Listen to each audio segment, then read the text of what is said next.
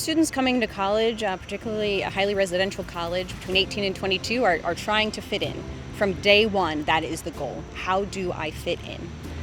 So if you've been carrying grief and loss, or do during your time here, that's a shift in how you fit in. You may have fit in before that loss happened, and now these people no longer understand me in a way that I couldn't perceive before. This might be too much for them, and I don't want to be the person that brings them down. I don't want to be the person that brings this up in a conversation. So I think the idea that a student might be open to help really comes from us talking about it more, making it more prevalent. I think talking about grief and loss, as we see it, is a life skill. So this is something that the faculty, staff, and administrators at this point in their lives have likely endured in some way, shape, or form. They've either endured a loss of some type, or they've accompanied someone who has, and they feel good about how that went or not great about how that went. So again, in this life skill, we have to practice it, we have to think about it, be conscious about it, to actually feel like we're doing what's best for that person. And what worked the first time in talking to a grieving student doesn't always work the second time. We have to adapt, and what we say is meeting students where they're at, meeting that bereaved student in the moment in time, and caring for them in the way that they want, but also referring them in the ways that they need. Sometimes it feels like a student can't ever be in the right place at the right time.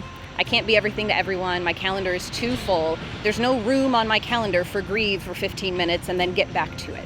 But that's often what they're trying to do, is compartmentalize their feelings among everything else that they're doing. So we find if they hold on to it too long, or might go home for an extended period of time and come back and then be ready to tell their roommates.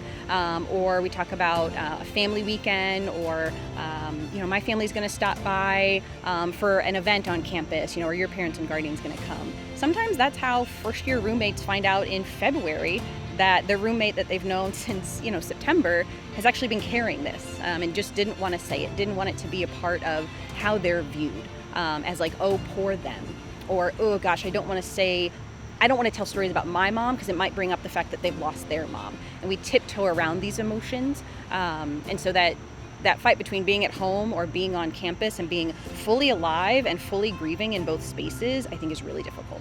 We often talk about the phenomena of crying in the shower. Like, where's the only place that I can truly be alone? On the contrary, where can I take a phone call, or talk to my therapist, or talk to my brother who's also endured the loss of our dad, in a way where other folks won't overhear. It won't be impacting other people, because there's this great desire to keep it within until they finally kind of release that. And even then, it might still be a close network of care that they keep. It's not that they're telling everyone. So being able to find a place to be alone on a college campus is really difficult. And so I think that's part of the struggle of students processing it and giving themselves not only the physical space, but the emotional space and perhaps spiritual space for them to acknowledge what's been going on within them.